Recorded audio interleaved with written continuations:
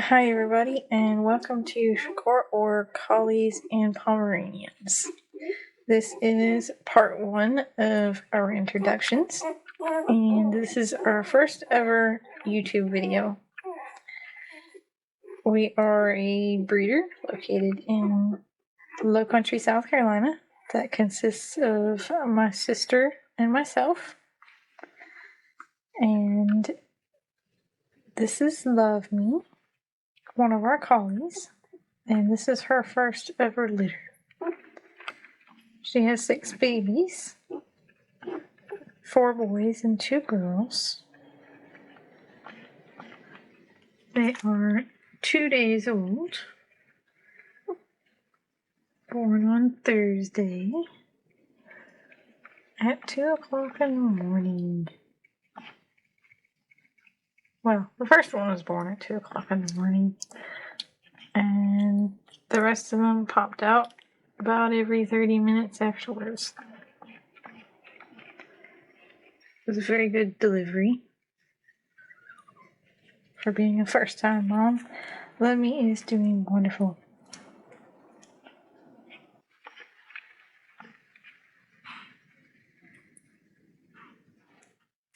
A little bit about ourselves. We weren't raised into dog breeding, my sister and myself. However, I guess you could say it's kind of in our blood because our father was raised breeding hog hunting dogs, which is not something that we do, but I feel like it is a inherited passion in a way. We're striving to try and create nice, healthy companions that are stable and trustworthy, and collies that have a more moderate coat so that they're more readily available to everybody because there won't be the high grooming needs. They'll be easier to take care of, and they're lovely dogs. But that doesn't mean that they don't have their individual temperamental quirks, as any dog breed does.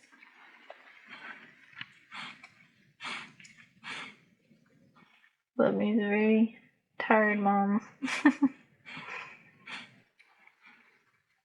She's currently sound asleep, as are her babies.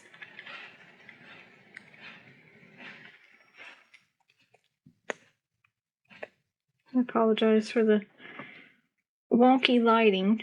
We have a sheet set up above the whelping box, as you can see right there, to act more as a cave, so that it feels more secure for Mom and the babies. More like a natural den so they don't get uncomfortable.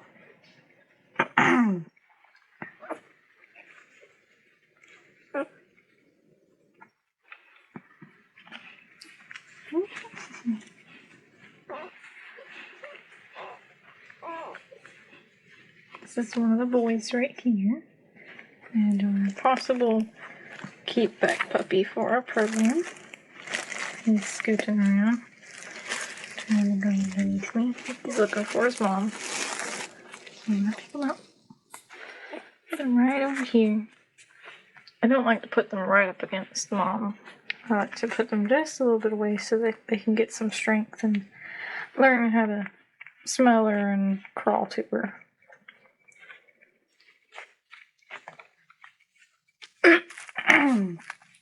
Anyway, back to introductions. This is mine and my sister's first litter as breeders. It has been a very exciting process, even though we've barely gotten into it. To see these little babies. Apparently they're trying to fight over who gets what over there.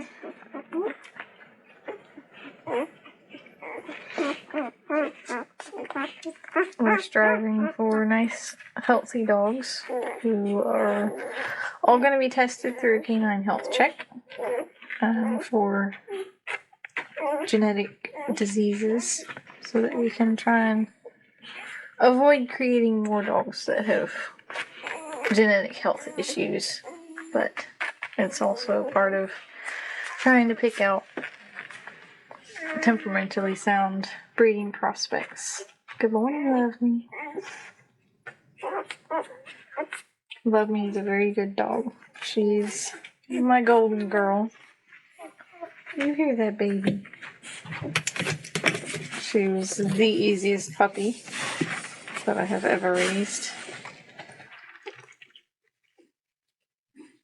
Potty trained at nearly 7 weeks old. Never really caused any problems. Of course, she was, the same as any other puppy, where she would like to play with things and chew on stuff that she didn't need to, but she's a good mama. She listens very well. She doesn't like to wander. And she's the kind of very easy dog that we're looking to produce more of.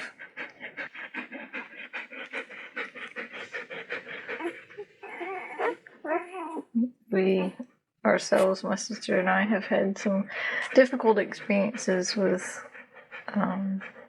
certain dogs who are untrustworthy and made it very hard to enjoy having a canine companion in our lives, and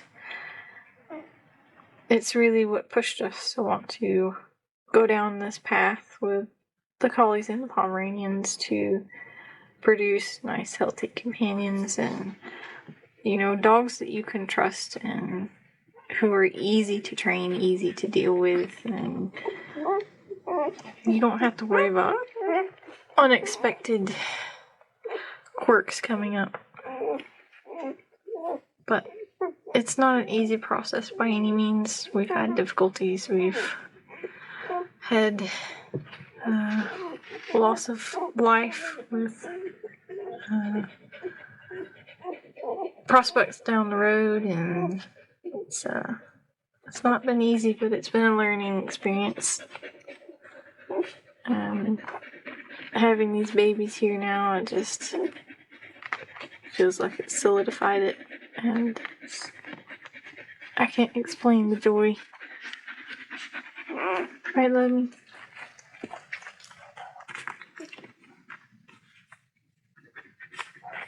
I think Love Me enjoys being a mom. She's a little bit nervous the first day. She's relaxed a lot now. But again, this is her first litter. So I expect that she'll be a little on edge, a little nervous, not really 100% knowing what to do. But she's doing really well. She's very attentive to her babies. She just hasn't quite figured out why they don't come to her when she wants them to. So we help her out sometimes. If there's a baby that's a little too far away, we'll help her bring it back. And no, there are not pig rails in this box, for anyone who may be wondering. We were going to put pig rails in here, but unfortunately we live in a very rural area. And our local hardware stores did not have any PVC pipe. And being a bit of a procrastinator, I kind of accidentally waited until the last minute to look for those supplies and was not able to get them. But it's okay, because Love Me is very attentive to her babies, as you can see. She's wondering what that one's doing back there. And we're always very close by, so we keep a very close eye on the babies to make sure no one gets trapped. And that everyone is very healthy and happy.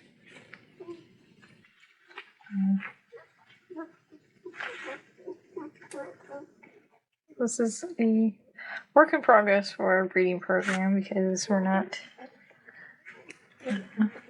the most experienced, but we have a ton of knowledge, a ton of book knowledge, and now we're gaining the on-hands experience. My sister and I, we've had dogs all of our lives, grown up with dogs, and there's nothing quite like having that nice, sturdy companion. And we're certainly not ignorant to the ways of things. We're very knowledgeable, very aware of things that babies need and things that mama needs. We've raised a few foster kitten litters, orphan bottle babies, and flying squirrels and baby birds, and I guess you could say it's kind of in our blood. So it holds a very close place to our hearts. And we want to be able to provide that joy to other people.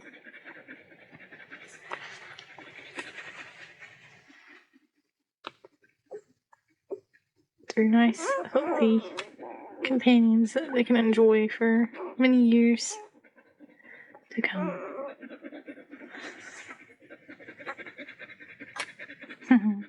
This little boy right here should be, let's see. Yep. This little boy is hopefully going to go to our sister who lives in Georgia. But she's not sure yet. We have to wait and see temperaments. Puppies are being held back until 8 weeks, so that we can analyze temperament and determine who we want to keep back for our program.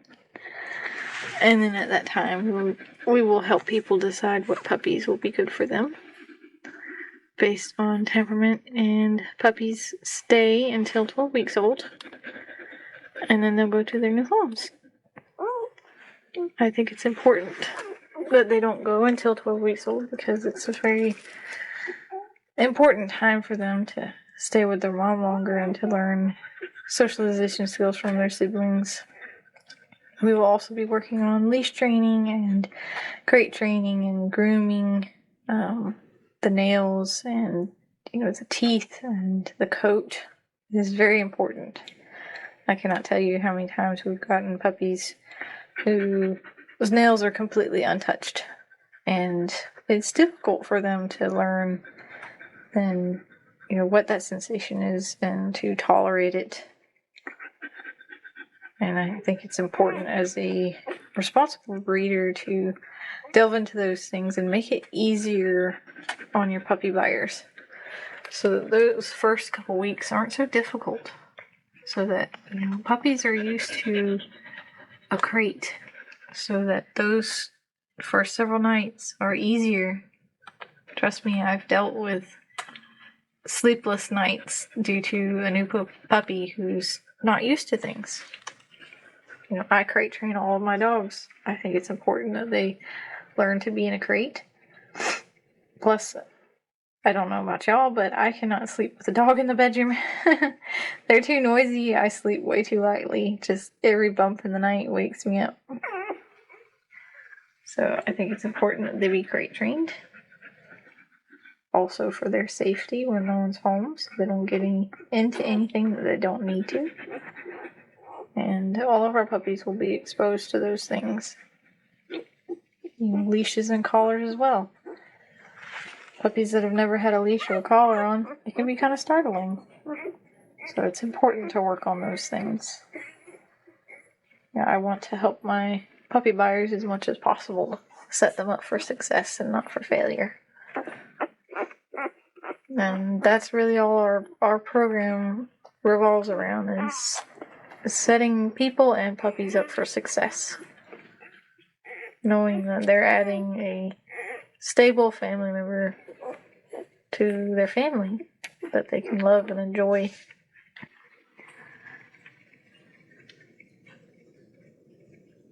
And that's certainly not to say that all our dogs are perfect, because they're not. Everyone has their quirks, which y'all will learn as we do more introductions, because Love Me's not the only dog we have. On the contrary, we have quite a few more. We do have 2 pet dogs, but we have 15 dogs total. Yes, I said 15, and a lot of people would reel at that with first-time breeders. But we're going into this with a purpose, and we like to dive in head first, it seems, with a lot of things, and we're not afraid, and we enjoy it. and we're striving to a goal point. And in order to get there, it's just reality that you need several breeding prospects in order to create lines and create consistency and be able to then, take dogs that you have produced and be able to breed them into other lines so that you're not inbreeding, because we won't be inbreeding or line breeding any of our dogs, not unless they're many generations removed from each other.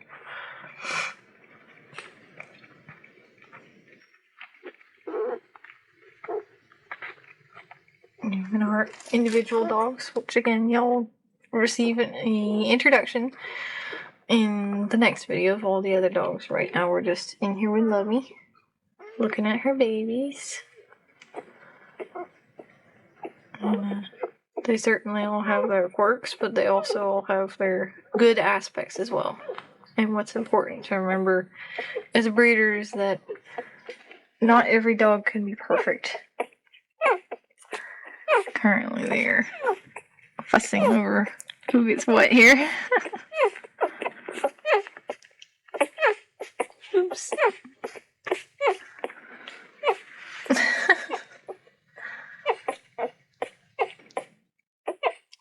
I believe she just had a letdown and flooded them. Little babies. Anyway, as I was saying, what's important to remember is that as a breeder, we can't expect to get perfect prospects right away. You have to choose what's important and, look at each individual dog and determine what's good for your program and what you can try and select for out of their offspring. It's just as with collies, a lot of them are pretty heavily inbred, and we're trying to get away from that by choosing more obscure lines. A lot of them are then kind of working lines, which can be a little more intense. Lovey here, she doesn't have a really strong herding drive, but she does like to stalk the other dogs, and I don't think she would ever have the gumption to be a really good herding dog, because she's a kind heart, kind spirit.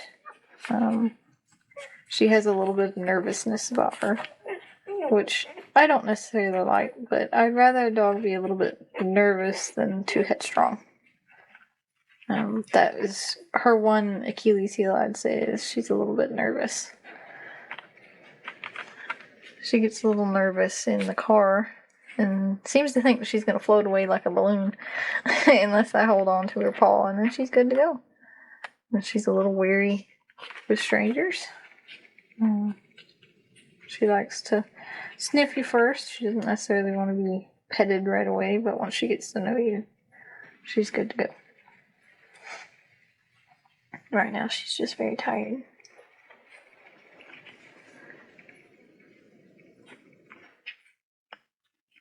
We have one showline collie who is a pet. Because one, he has allergies, and two, he has very bad anxiety. And we don't want to breed that into our lines, even though technically by standards wise, he would be what a lot of people would consider a perfect show prospect. But that's not what we're wanting to breed for. He has a really heavy coat. It's very difficult to manage. We have to trim his legs because he has severe feathers back here that collect everything. And that's just not what we're looking for. Anybody who knows collies would be able to tell right away that Lovey is not standard collie. She has prick ears. She has a half white face. That's not a standard collie. She has a very moderate coat. But that's not what we're breeding for. We're breeding for companions. And that is exactly what Lovey is. Slim coat. And she's pretty. We don't tip the ears. it's not something that I agree with. I won't go into the ethics of it and all that stuff, but I don't like tipping ears because, in my opinion, it's not needed for a pet. And if they're going to be born with prick ears, then that's the way it should be. You know, we shouldn't be forcing their ears to be something that they're not naturally. And personally, aesthetically wise, I love the prick ears. I think it gives a really nice expression to them.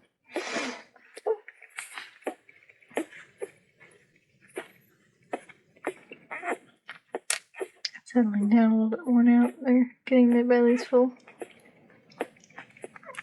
This right here is dreaming.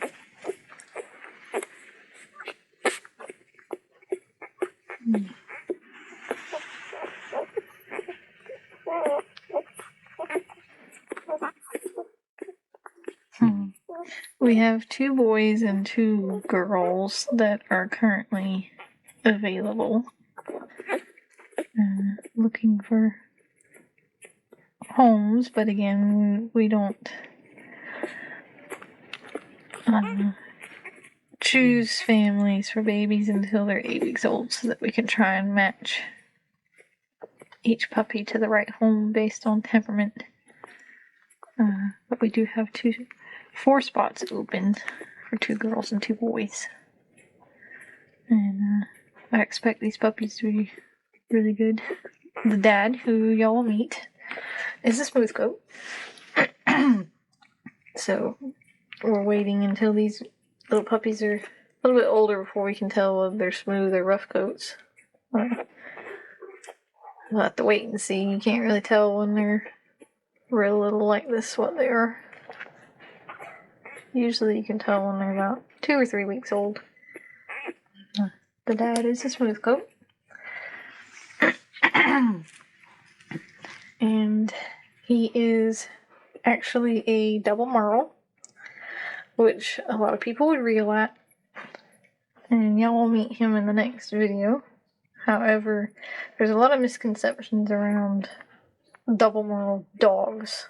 One, they don't have any health issues aside from possible auditory or visual impairments, which the sire to this litter, he is deaf. However, as far as we're aware of, he does not have any visual impairments, although at night he seems to kind of think objects aren't quite what they are. But double merles don't have any health issues aside from hearing or vision issues. And it's not something that's going to pass on to their puppies because their color is strictly due to the fact that they have 2 copies of merle, which is what causes color, and 2 copies of merle deletes pigment, which then can make them deaf because they lack pigment on their inner ear. And it can also cause eye deformities as far as a not properly formed eye, but he doesn't have those issues aside from starburst pupils. And he's also not of our breeding. We do not condone intentionally breeding for double merles. He was the result of an accidental litter. And he has really nice structure. His personality's still developing because he's still maturing. Overall, he's a really good dog. He's a little goofy and very much a giraffe. He's very tall and he doesn't really know what to do with his legs. But overall, he's a pretty good boy.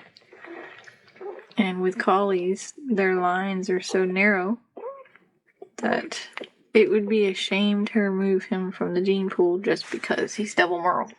And there's nothing wrong with a double merle. There's nothing wrong with using a double merle as a breeding prospect. But you have to be responsible. He comes from clear parents. He only has 1 copy of I should say he is the carrier to one genetic disease that's found in collies. Aside from that, he's completely clear across the board, which is very difficult to find in collies. And their lines are so narrow that it's important not to remove a dog from the gene pool just because it has something wrong with it, like double merle. The breed cannot take that hit.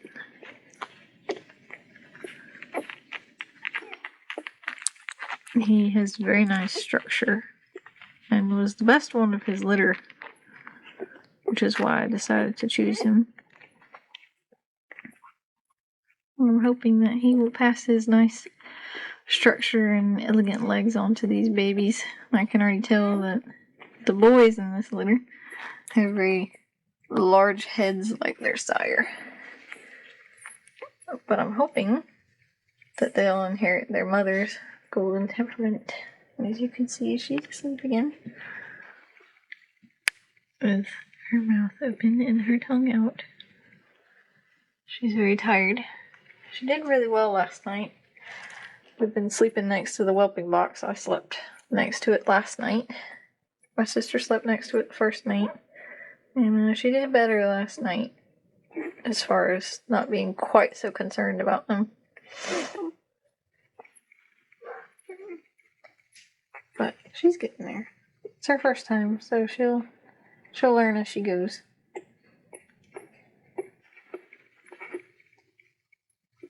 Anyway, if you have any questions, feel free to ask. I'm always willing to answer questions. Always willing to help people understand or to provide knowledge. Ask away. I think I've rambled enough. The babies are getting upset. And we'll see y'all for part 2 of our introductions, where we'll show you all the other dogs. Alright, bye for now.